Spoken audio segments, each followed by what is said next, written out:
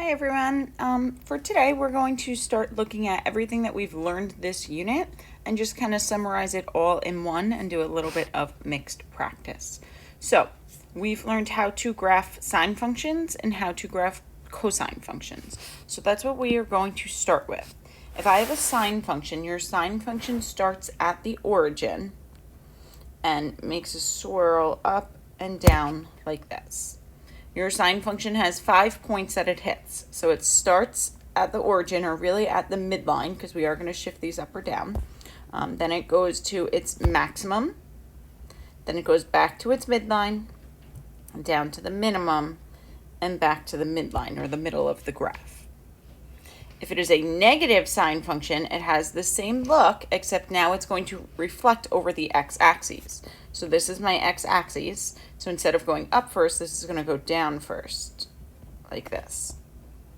And it's, again, going to start at its midline. And then now, because it went down first, it's going to go minimum, midline, maximum, and midline. So that's what we worked on last week. Yesterday, we looked at cosine functions. So cosine functions, I like to say they make a cup. So instead of starting at the midline, these now start at the maximum point, and they swerve down and make a cup. So I start at my maximum, then my midline, minimum, midline, and maximum. Same thing for a negative cosine function, it is going to reflect over that x-axis. So instead of starting at its maximum, it's now going to start at its minimum. And it's going to make kind of an upside down cup, like that. Again, starting at its minimum, midline, maximum, midline, and minimum. So that's the general idea of a sketch of these graphs. And then we talked about some important vocab with them. So my amplitude is important because your amplitude is going to help you figure out where that maximum and that minimum point is. So it's going to help you label how high and how low your graph goes. So your amplitude, to find it looking at your graph, or when you are looking at your graph, it tells you how high or how low it goes. And remember, because I'm talking about that distance, your amplitude is always going to be the absolute value, so it's always going to be positive.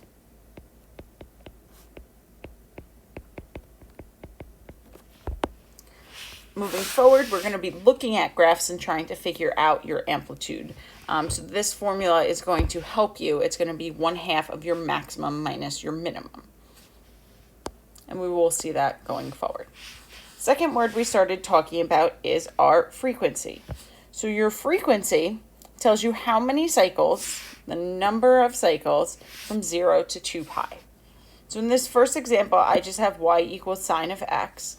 And as I look at this graph from 0 to 2 pi, I have 1 cycle. Again, your cycle starts for sine at its midline, and it hits these 5 points and goes back to the midline, and that's how I see where 1 cycle is. If you don't go through those 5 points, then you didn't complete 1 cycle. So if I'm going to do the same thing with the second example, again, starting at the midline, max, midline, minimum, midline, this is 1 cycle. And I continue that back to the maximum, midline, minimum, midline, and here's your second cycle. So this is 2 cycles from 0 to 2 pi. And if you look, there was a 2 in the equation. On the third example, I'm starting at my midline. I'm going to a maximum and back to the midline. But if this was a full sine cycle, it would continue like this. It's not continuing, so it's only partial of our sine function. And we see that that's only 1/2 of our cycle. So that's why there's a 1/2 in front of the x there. So I think that this visual just really helps you guys see what that frequency does. It either makes that sine curve stretch out more or squish it together, and you see more cycles of that function. Now the last part is something that goes with frequency, and we easily confuse these two, is the period. So for a period, we have this formula, which is 2 pi over b. Now this b value is your frequency. So this number that we saw in these previous examples that's in front of the x, that's what number goes here. So I'm going to give you guys an example of an equation. If I have let's do 2 sine of 8x. If I want to find my period, I look at the number that is with the x, and that's my b value. So my period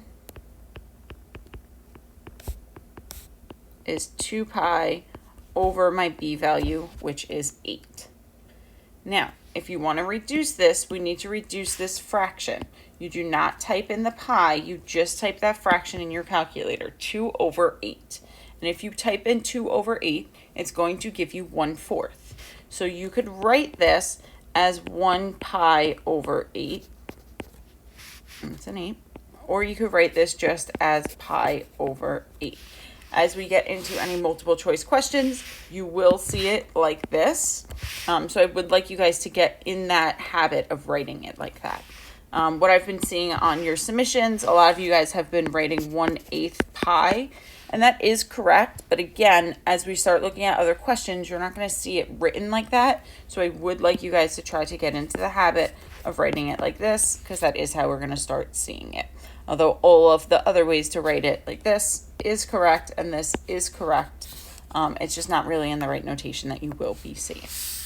Okay, what I would like you guys to do for today is you have 6 practice questions, and it's mixed, either graphing sine or graphing cosine. So the first thing I need you guys to do when you're doing these is look and say, okay, this is a sine curve. A sine curve starts at its midline. All right, this is a cosine curve. Cosine starts at its maximum. So same type of practice, but now it's a little bit of mixed, and you have to go back and forth and determine whether it should be a sine function or a cosine function on each of them. Also, I want you to label both the x and the y axes. So once you have your graph, you should have a label at the end, and you should have 2 labels on your y axes. All right, guys, have a wonderful day.